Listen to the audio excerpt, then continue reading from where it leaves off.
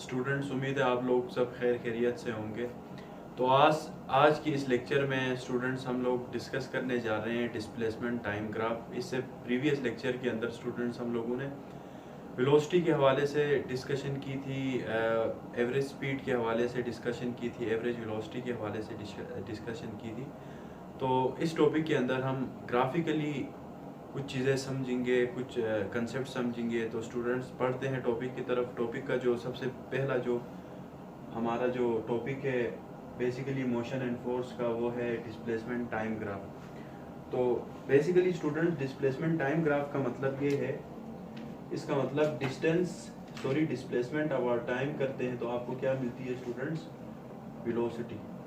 इसका मतलब ये है डिस्प्लेसमेंट टाइम ग्राफ का कि आप किस को देख रहे हैं? वेलोसिटी को देख रहे हैं दूसरी मानों में। पहले मानों में तो डिस्प्लेसमेंट टाइम ग्राफ की मदद से आप वेलोसिटी को समझ रहे हैं ग्राफिकली।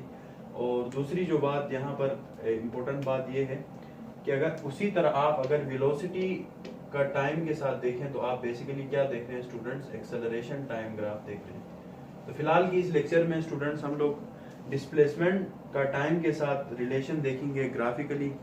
कुछ ऐसा रिलेशन देखेंगे कि जिसमें डिस्प्लेसमेंट और टाइम चेंज हो रहे हों और वो किस हिसाब से चेंज होते हैं, वो हम इस टॉपिक के अंदर डिस्कस करेंगे। तो सबसे पहली जो ग्राफ स्टूडेंट्स में आपको बनाने जा रहा हूं वो है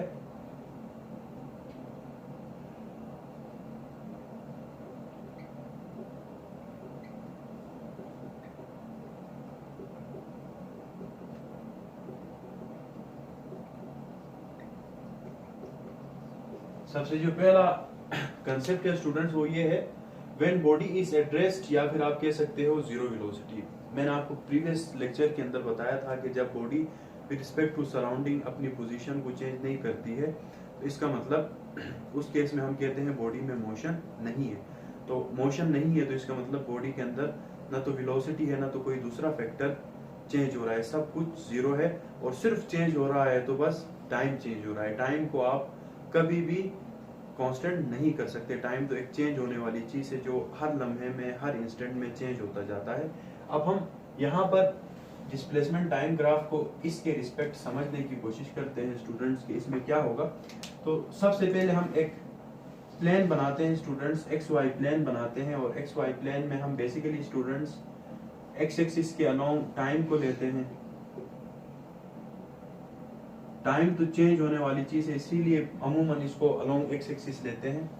और वाई एक्सिस में हम स्टूडेंट्स वाई एक्सिस में हम स्टूडेंट डिस्प्लेसमेंट को लेते हैं। डिस्प्लेसमेंट को वाई एक्सिस में लेते हैं और कुछ पॉइंट्स लेते हैं एक्स एक्सिस के और वाई एक्सिस के ऊपर। मिसाल के तौर पर ये 0 है, ओरिजिन 0 से 1, फिर 2, फिर 3, फिर 4 सेकेंड्स, फिर 5 सेकेंड्स, फिर 6 सेकेंड, फिर 7, फिर 8। उसी तरह कुछ पॉइंट्स डिस्प्लेसमेंट में लेते हैं। ये अब 1 मीटर, ये 2 मीटर, ये 3 मीटर, ये 4 मीटर और ये 5 मीटर। अब यहाँ पर गौर से देखना स्टूडेंट, सबसे पहले when body is rest zero velocity. जब हमने ओरिजिन से स्टार्ट लिया तब वेलोसिटी भी जीरो थी और टाइम भी हमने जीरो से शुरू किया। तो टाइम भी बेसिकली वहां पर क्या था, जब 1 सेकंड का वक्त गुजर चुका तो हमने देखा स्टूडेंट्स बेसिकली कि बॉडी की जो वेलोसिटी थी वो तब भी जीरो थी। इसका मतलब जब 2 सेकंड का टाइम गुजर चुका तब देखा स्टूडेंट्स तब भी वेलोसिटी क्या थी? जीरो थी। जब 3 सेकंड का टाइम देखा तब भी वेलोसिटी जीरो थी। इसका मतलब टाइम बीतते जा रहा है, टाइम गुजरते जा रहा है और बॉडी की वेलोसिटी हमेशा जीरो मिल रही है। इसका मतलब जाहिर सी बात है बॉडी रेस्ट में होगी तो इसकी वेलोसिटी तो जीरो होगी। और इसके साथ साथ जो टाइम जो होगा वो तो चेंजिंग चीज है। और हमें बेसिकली क्या मिलेगा? एक ग्राफ मिलेगा जो कि टाइम एक्सिस के ऊपर होगा, जो कि पैरेलल होगा एक्स एक्सिस के। जिस एक्सिस में हमने टाइम को लिया है इसके मुकम्मल तौर पे पैरेलल होगा। तो हम इस केस में कह सकते हैं कि जो बॉडी की जो वेलोसिटी है वो इस केस में क्या है स्टूडेंट? जीरो वेलोसिटी है। बॉडी के पास जो वेलोसिटी है वो क्या है स्टूडेंट? जीरो है। जब किस केस में हम जीरो कह सकते हैं? When our graph is a straight line. जब हमारा ग्राफ एक क्या है? स्ट्रेट लाइन पैरेलल टू, शर्त ये है parallel to time axis. Time axis के मुकम्मल तौर पे क्या आ जाए स्टूडेंट्स, पैरेलल आ जाए। अब यहाँ पर गौर की बात है कि स्ट्रेट लाइन बहुत से केसेस में आ सकती है, इंक्लाइंड केसेस में भी आपको एक स्ट्रेट लाइन मिलेगा, दो एक्सिस के दरमियान यहाँ भी एक स्ट्रेट लाइन मिल सकती है, बहुत से केसेस में आपको स्ट्रेट लाइन मिल सकती है। और स्ट्रेट लाइन कैसी होनी चाहिए कि ऐसी स्ट्रेट लाइन जो कि पैरेलल हो किसके स्टूडेंट्स, टाइम एक्सिस के। तो इस केस में हम कह सकते हैं कि बॉडी की जो वेलोसिटी है स्टूडेंट्स वो बेसिकली क्या होगी, जीरो होगी। इसी तरह सेकंड केस को हम डिस्कस करेंगे स्टूडेंट्स। सेकंड केस में हम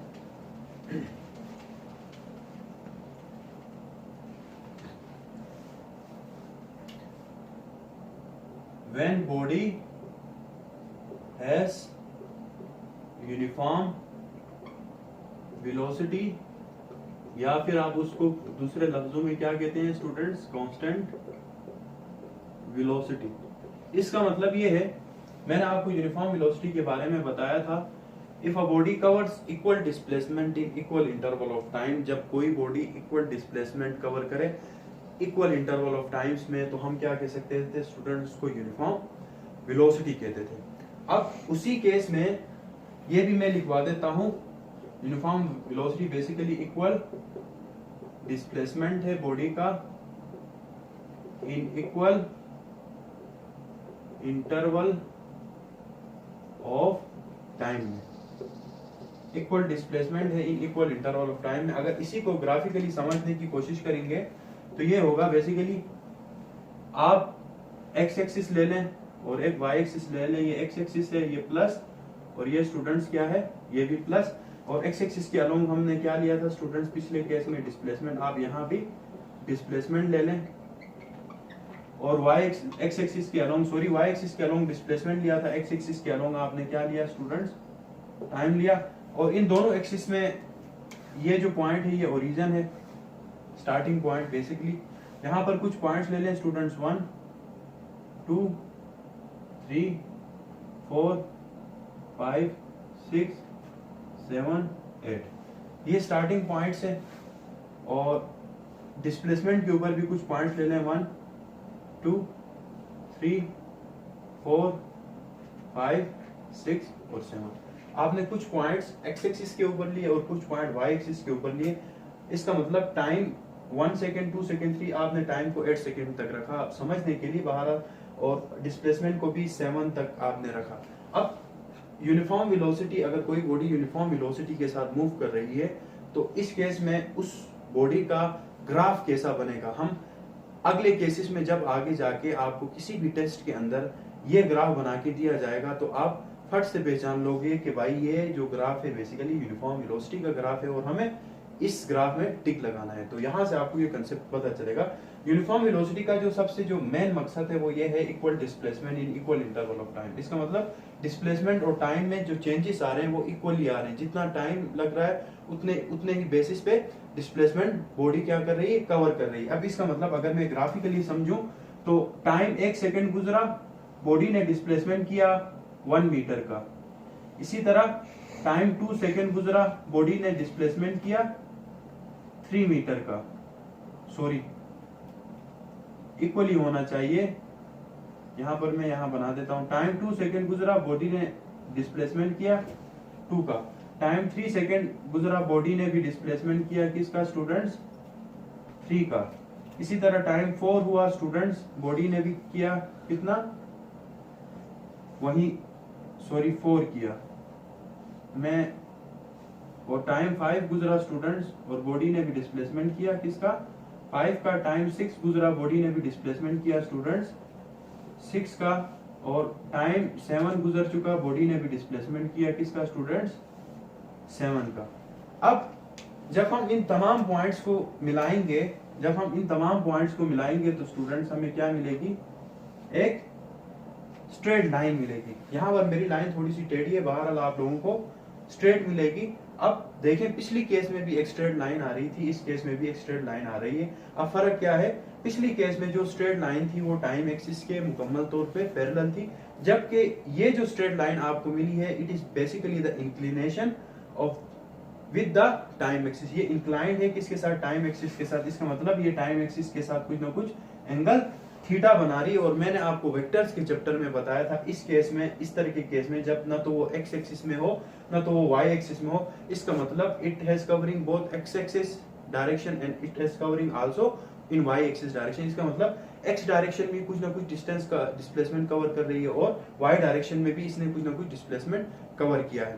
तो उम्मीद है स्टूडेंट्स आप लोगों को ये लेक्चर समझ में आ रहा होगा। तो अब इस केस में आप क्या लिखेंगे, बेसिकली इस केस की पहचानी क्या है कि बेसिकली यहां पर आप लिखेंगे in uniform velocity case the time axis the graph obtained is a straight line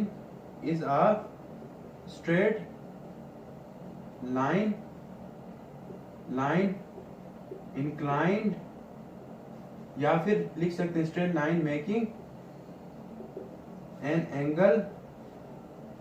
angle theta with time axis.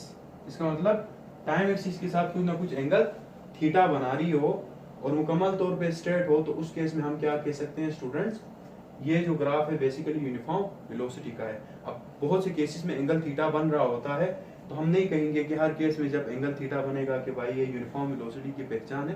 भाई एंगल थीटा बन रहा होता है बहुत से केसेस में, जो लाइन जो ऑब्टेन होती है वो स्ट्रेट नहीं होती, कोई कर्व होती है, कोई मुकम्मल तौर पे वाई एक्सिस के पैरेलल होती है। तो वो कुछ केसेस हैं, वो आगे जाके अभी हम डिस्कस करेंगे। फिलहाल आपको ये समझना था, उम्मीद है आप लोगों को ये टॉपिक समझ में आया होगा। तो आगे बढ़ते हैं।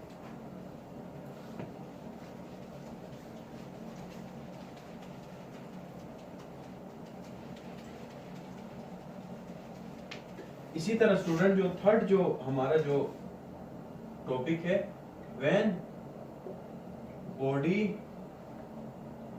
Has moving with variable velocity.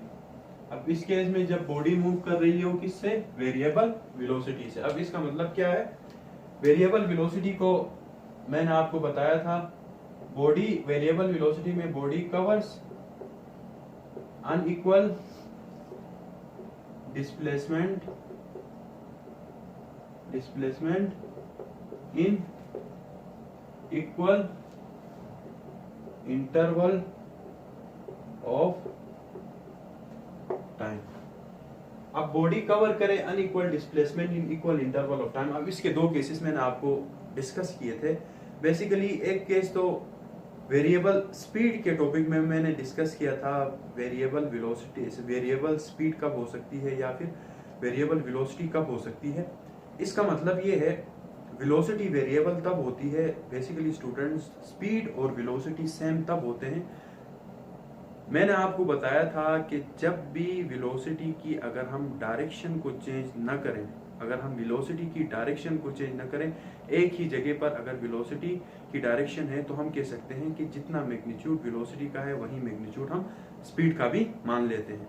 ये तो बात थी कि यूनिफॉर्म वेलोसिटी की कि जब वेलोसिटी की डायरेक्शन चेंज ना हो। अगर ऐसे केसेस भी आ सकते हैं कि जब वेलोसिटी की जो डायरेक्शन है वो कंटिन्यूअसली चेंज हो जाती है, वेरिएबल होती है। इसका मतलब अब इस केस में हम ये नहीं कह सकते हैं कि अब वेलोसिटी जो है वो बेसिकली स्पीड के इक्वल है। तो यहाँ पर वही कुछ एक कंसेप्ट बताया गया है कि when body is moving with variable velocity, इसका मतलब बॉडी मूव कर रही है एक वेरिएबल वेलोसिटी के साथ। अब इसको समझने के लिए हमें ये समझना होगा कि जो वेरिएबल वेलोसिटी है बेसिकली क्या है, body covers unequal displacement in equal interval of time. दो केसेस थे इसके। सबसे पहले body covers equal displacement in unequal interval of time, ये हो सकता है एक केस। और दूसरा case body covers equal, first case body covers equal displacement in unequal interval of time, जब टाइम चेंज हो रहा हो, displacement time to time same है। जबकि अगर body cover unequal displacement in equal interval of time, अब उसी के लिए हम ग्राफ बनाएंगे कि बॉडी का जो डिस्प्लेसमेंट है वो बेसिकली चेंज आ रहा है, जबकि टाइम जो लग रहा है हर केस में सेम लग रहा है। अब मिसाल के तौर पर वही ग्राफ में बनाऊंगा, टाइम अलोंग एक्स एक्सिस और डिस्प्लेसमेंट अलोंग वाई एक्सिस। ये ओरिजिन है स्टूडेंट्स। यहां से बेसिकली हम कुछ पॉइंट्स लेते हैं, सेट ऑफ पॉइंट्स 1 2 3 4 5 6 7। यहाँ भी कुछ सेट ऑफ पॉइंट्स 1 2 3 4 5। अब यहाँ पर देखें स्टूडेंट्स, अब मैं क्या करूँगा, अब हमें वेरिएबल वेलोसिटी के लिए देखना है कि जहाँ पर डिस्प्लेसमेंट जो है वो अनइक्वली तौर पे चेंज हो रहा है जबकि टाइम इंटरवल सेम लग रहा है। मिसाल के तौर पर 1 सेकेंड गुजर चुका, मैंने देखा डिस्प्लेसमेंट भी 1 मीटर का हुआ है। मान लिया इस केस में इसने यूनिफॉर्म वेलोसिटी का कंसेप्ट पूरा किया। जब मैं दूसरे सेकंड में जाता हूं, इसने 2 कवर नहीं किया बल्कि इन बिटवीन 2, इसका मतलब 1.5 इसने क्या किया स्टूडेंट्स, कवर किया। इसी तरह जब मैं 3 में जाता हूं तो स्टूडेंट्स बेसिकली इस बॉडी ने क्या किया, 3 में जाने के बाद इस बॉडी ने क्या किया, 4 का फासला कवर किया। 4 का फासला कवर किया। इस ग्राफ को थोड़ा एक्सटेंड कर देता हूं ताकि आप लोगों को कंसेप्ट क्लियर हो जाए। थोड़े से पॉइंट्स और से बनाने पड़ेंगे, 5 6 7। इसी तरह मैंने देखा जब मैंने बॉडी का 4 सेकंड किया तो अब ये जाके क्या हुआ, अब मिसाल के तौर पर जैसे मैंने इसको 4 किया तो बॉडी ने 4.5 का वो कवर किया। होते होते हमें कुछ, फिर जब मैंने 6 किया तो बॉडी ने 5 का डिस्टेंस कवर किया। जब मैंने इन सब पॉइंट्स को मिलाया तो बेसिकली हमें एक इरेगुलर सा इस तरह का ग्राफ मिल रहा है, कर्व ग्राफ मिल रहा है कि हर पॉइंट पे कर्व हो रहा है ये। तो इस तरह की केस मिलेगी किस केस में, जब अनइक्वल डिस्प्लेसमेंट होगा इक्वल टाइम इंटरवल के केस में ऐसा कुछ क्या मिलेगा स्टूडेंट्स, हमें ग्राफ मिलेगा। उम्मीद है स्टूडेंट्स आप लोगों को ये लेक्चर समझ में आया होगा। आपने देखा कि स्ट्रेट लाइन की बजाय आपको क्या मिलेगा, एक कर्व पाथ मिलेगा। तो उम्मीद है स्टूडेंट्स आप लोगों को ये लेक्चर समझ में आया होगा। जितने भी हमने अभी थोड़े देर पहले जो टॉपिक डिस्कस किया आप लोगों को क्लियर हुए होंगे। तो मज़ीद इस तरह की इंटरेस्टिंग वीडियोस के लिए स्टूडेंट्स मेरे चैनल को सब्सक्राइब करें, लाइक करें और ज़्यादा से ज़्यादा अपने दोस्तों के साथ शेयर करें। So for today enough. तो उम्मीद करते हैं स्टूडेंट्स नेक्स्ट टाइम आप लोगों के साथ मिलेंगे एक नेक्स्ट वीडियो के साथ। तो अब तक के लिए अल्लाह हाफिज़, टेक केयर।